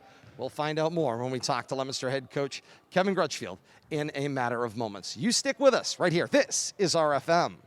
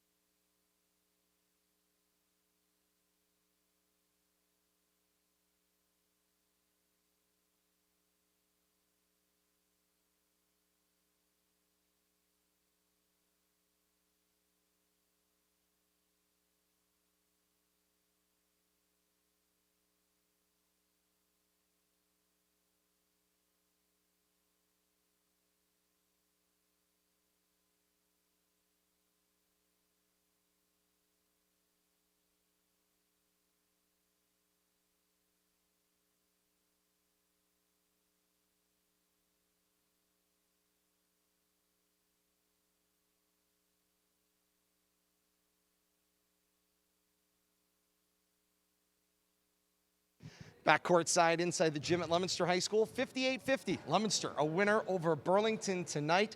Joined now by Burlington High grad of 1984, Coach Kevin Crutchfield, and Leominster head coach Kevin Crutchfield. Coach, great win tonight. Yes, we did get that little piece of information dropped to us courtside, but beyond that... Thank you, Dr. Dubzinski. I was going to say, you knew exactly who slipped us that note. Yeah. But hey, a great win tonight against a quality basketball team, and this is, of course, what everybody's been talking about. Would this new statewide view make more exciting games, create more opportunities for teams to meet? And if this is what it is going to be like, I think people will be awfully excited at statewide playoffs. Yeah, we knew Burlington was going to be a very tough game. We played them in Summer League. They're one of the premier programs in Eastern Mass. We scouted them a lot. We had a really good game plan. We came out hot, and then they sort of took over, and they didn't miss there for a while. But we weathered the storm, and I'm just so proud of my guys, the way that they stepped up defensively. And I feel like we kind of wore them down, which was the plan. So by the fourth quarter, they were starting to lose their legs a little bit, and we were lucky to get a win out of this. I have to imagine a little bit, although they had scored pretty routinely in and around 70-ish points through most of their games. And then 2 days prior to the game that you're playing here tonight, they hang 97 against Arlington and scored a school record 24 three-pointers. So 72 of their 97 points came off of three-pointers. I have to imagine a little bit that had to have caught your attention when you're coming into this one. And we kind of positioned it as a question not only just of offense and defense, but how do you slow down that type of perimeter shooting team who wants to drive and then kick and find an open shooter? Yeah, and we talked about, the game's going to be won and lost on us taking away the three ball. And, we switched everything, which worked. They made an adjustment where they sort of knew we were switching, so they posted up the big guy on our guard after the switch. But we were able to get key steals when we needed it the most, and I think that was the difference in the game. 10 three-pointers tonight. Yeah. Still wasn't a bad take for Burlington tonight. In your second half in particular, it came down to one guy, Kevin Viola, who really seemingly turned the tide. He owned the third quarter, had 10 points in the third quarter alone, and then seemingly was in the right place at the right time to draw shots in the fourth quarter. Yeah, and they were putting two guys, sometimes three guys on Dada, and they were leaving a lot of our guys wide open. And Kevin was the guy that had the guts to say, look, I'm open, I'm going to shoot. And he made some huge jump shots, some huge threes. He made clutch free throws. Game of his life tonight, and we wouldn't have won without Kevin's great effort. And now, of course, you look ahead. You get a couple of minutes to enjoy this, and then you get to look ahead because, this was not a slow week. Wachusett's waiting for you at the end of the week. It's your lone loss on the season to this point in time. It was just 2 points. As you kind of look ahead now to playing them a second time in this season, what was the difference in the 2 points the last time you played, and how do you come over the top in the game Friday night? To be honest with you, we didn't play a great game over there. We were sloppy, and we committed too many fouls, and they basically won the free throw war. They have a good team. They're one of the top 2 or 3 teams in the area. It's a great program. I have respect for them, but I think we can play with them, and I'm anxious to see how we do on our home floor. If we play defense like we did tonight, we're going to be okay. Responding back, of course, when you look at, we were concerned about the performance last week against Shrewsbury. You respond back with a big win tonight against Burlington. Now it's, of course, bouncing off of an emotional victory and coming back at it on Friday night. Absolutely, and tomorrow we gotta get him in and get him out. We can't do a lot, because we got to rest up. It's like the NBA, So we'll do the best we can to get some rest, and then it's going to be a great game Friday, I think.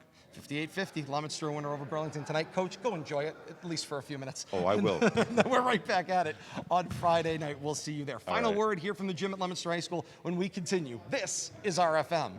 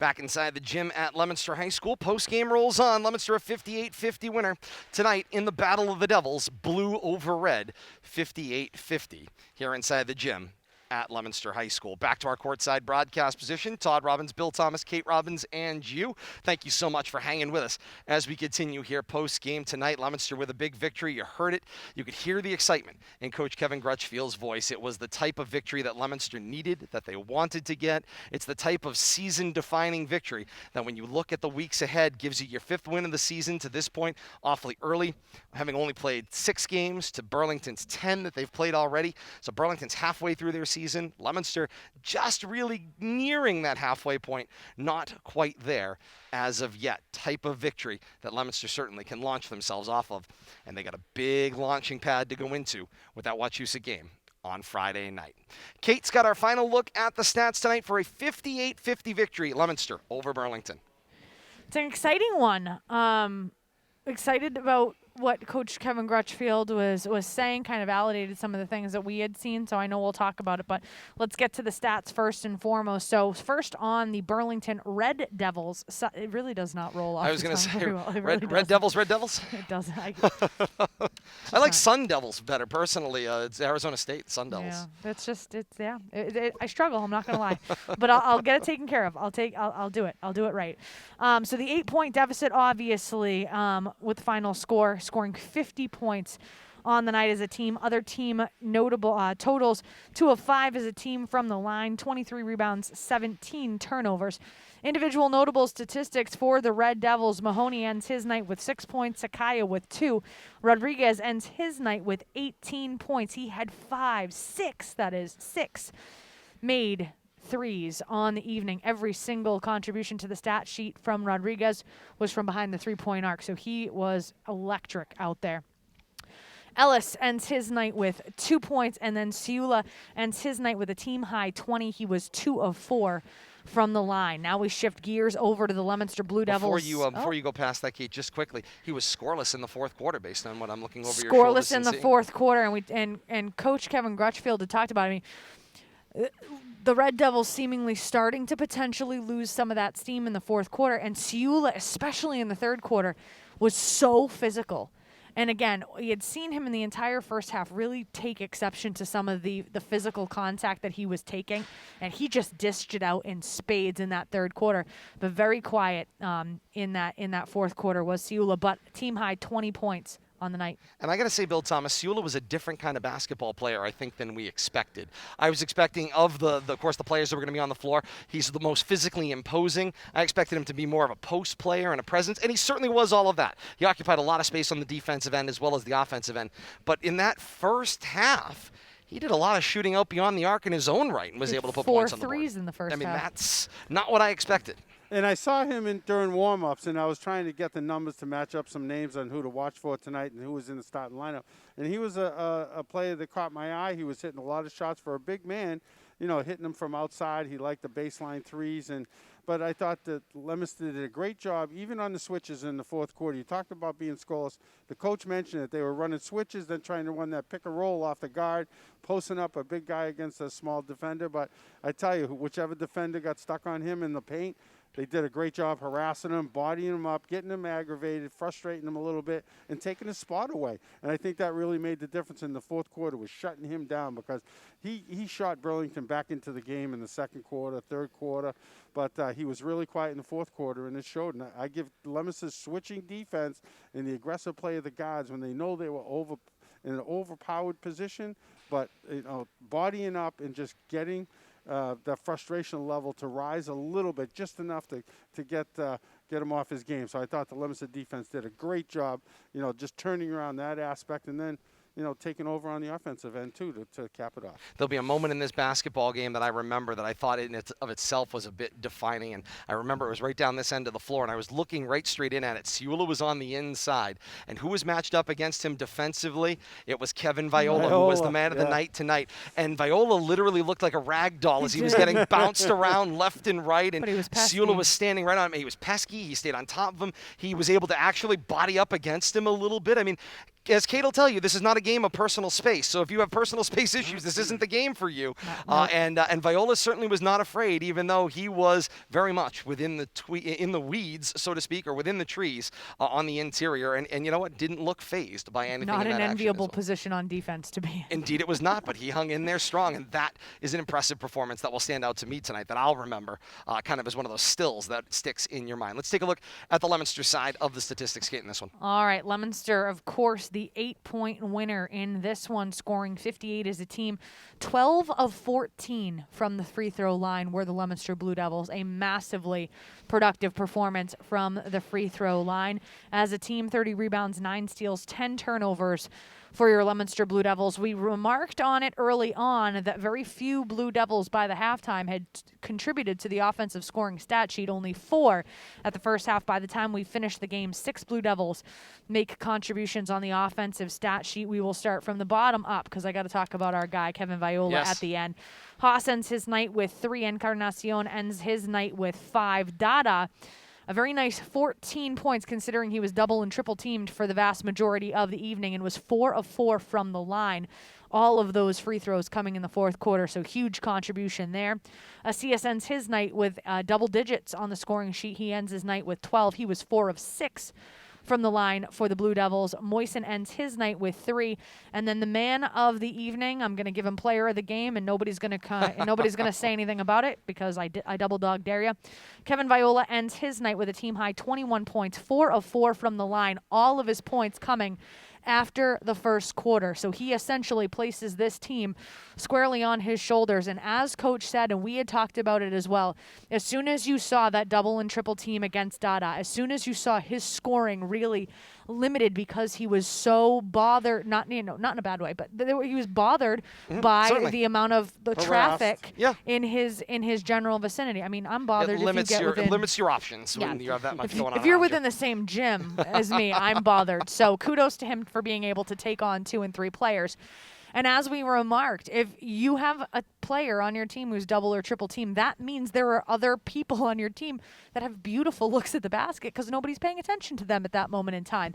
And as Coach said, Kevin Viola essentially not only stepped up to the challenge on offense, playing the game of his life on offense with 21 team-high points for the Blue Devils and really being the difference maker, but as you said, his contributions on defense, going up against somebody as talented as Ciula in the paint, on the low post, and essentially swatting at him in order to essentially try to make some type of distraction for him not to be able to consistently be able to make baskets at will and to be able to pester him and frustrate him.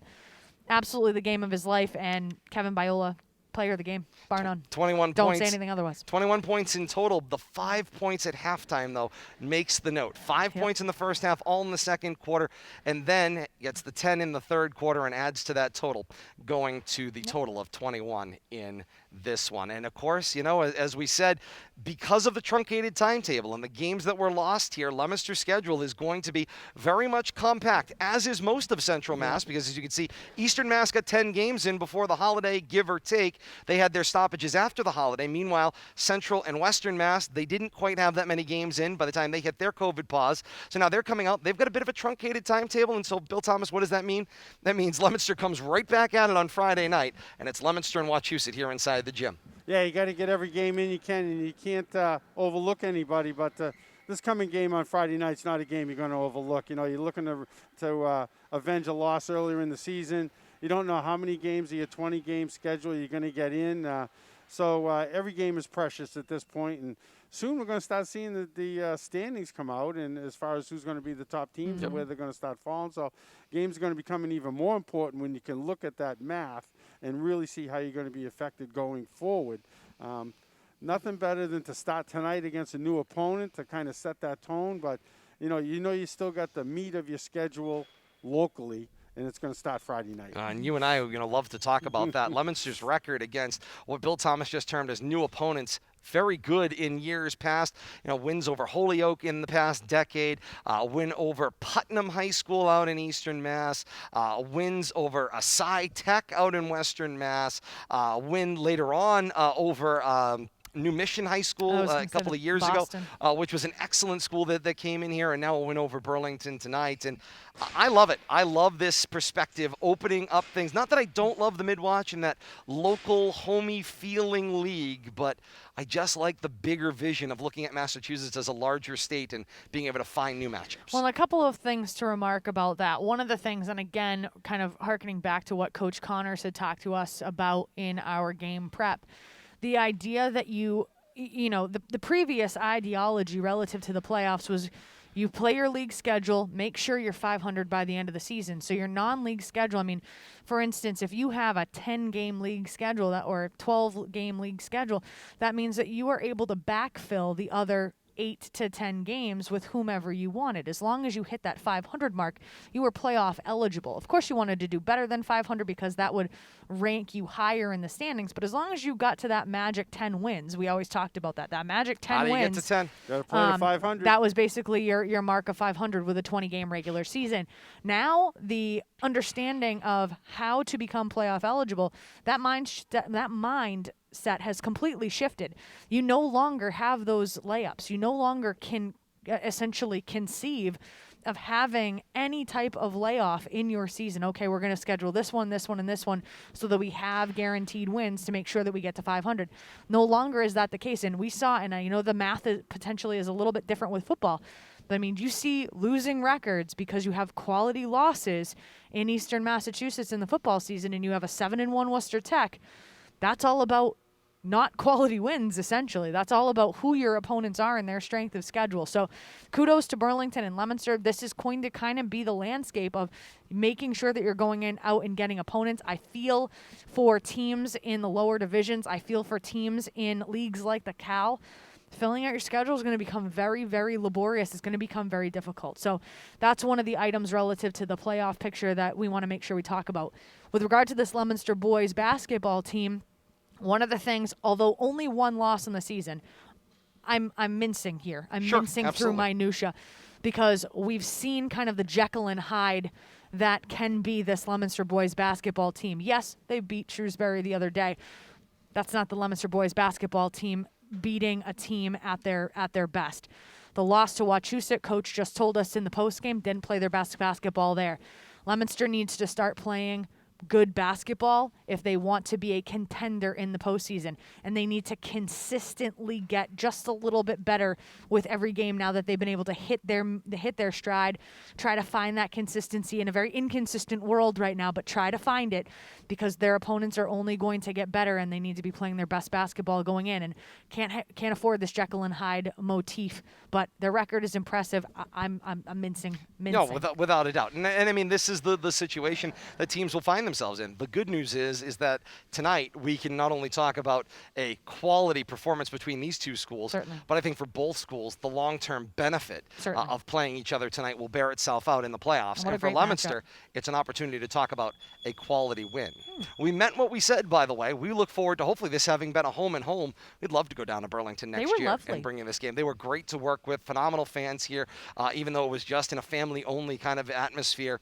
Big gymnasium down there would be a lot of fun. I love these Central-East matchups because for so many years, as we've been following the games, not only have been locked out, it's always been North-South in the East, and Central and West have always been paired up. So those two sections of the state much more familiar with each other. Nice to see kind of an opening up of this statewide bracket a little bit more. And I think Bill Thomas, as we kind of look ahead to the kind of the last moments here of what Leominster has ahead, it's Wachusett coming up on Friday night. You then get about a week off, and it's Fitchburg on the other side of things right back here at the gym at Leominster High School. So you get a lot of home games in there, but then you're kind of packed in February at Shrewsbury, at Worcester North, a quick one at home against Algonquin, and then back to Fitchburg, at Fitchburg to close out the regular season. We put that in quotes because North has been good this year. I was going to say there is in that organization there will be a Central Mass Athletic Directors Tournament that's going to take place somewhere in and around the February vacation time period, a little before, a little after, somewhere in that neighborhood. And then some teams have actually scheduled games after that Central Mass tournament because that Central Mass tournament is not part of the playoffs. It is its own thing. They will count as regular season games toward teams' records. So it's a little bit of a funky kind of differentiation, Bill Thomas, but there's a lot more basketball ahead. We've got a lot of fun coming up here in Central Massachusetts as we look ahead. Well, yeah, I'm looking forward to Leominster expanding their schedules with their tournaments. You know, they lost out on one tournament, cost them a couple games during the Christmas week, and only having a 12-game schedule on paper, we don't know how the math is going to work out when it comes to points and averages and how they're going to actually, come up with that form. Of course, it's a proprietary formula. Sure. They don't want to tell anybody It's about. the secret sauce. But, I think Leominster's put themselves in a good position going forward. That's about all they can ask for at this point in the season. They just got to continue to play good basketball and now start working on their traditional rivalries and take care of business closer to home. Indeed they will, and that's what we've got here inside the gym at Leominster High School tonight. 58-50, Leominster a winner, and they've got more to come this week. We were talking all about it. It's Leominster and Wachusett coming up on Friday night. We got the action for you here on RFM and with our radio partners on the K-Zone, AM 1280, 105.3 FM, and WPKZ stream. We will begin our countdown to tip-off at 6:35 on the radio side of things. RFM will join you no later than 6:45 with the full-on video-audio play-by-play combination ahead of the 7 o'clock scheduled tip-off for Leominster and Wachusett on Friday night. Facebook.com/Media Rivalry for your live action coming up on Friday night. And that, of course, reminds you so many ways to participate and be a part of this one. You want to see this Leominster-Burlington game again? Well, just moments after we sign off on the air here, it'll be available for you right back here. Facebook.com/Media Rivalry, and all your live actions available for you right here as well. You want the game on demand out there on YouTube? tinyurl.com/Media Rivalry for our YouTube on-demand archive, or youtube.com search Rivalry Family Media. Schedule updates, story updates, more on that football postseason calculation. Denny Ventura out on Twitter had some great coverage today of an MIAA football committee meeting. We'll have that retweeted for you coming up later on this evening. Those updates available on our Twitter @Media Rivalry. Your follow on that one. Like, follow, and subscribe today. Anytime we post content, we go live, or we navigate those stories in your general direction. You can find it at all of those locations. Once again, here inside the gym at Leominster High School, in the Battle of the Devils, Leominster stands on top. It's blue over red. Leominster 58 and Burlington 50. Blue Devils are 5-1. Burlington 7-4. For Bill Thomas and Kate Robbins, I am Todd Robbins saying thank you so very much for joining us. And until Friday night, we say so long, everybody.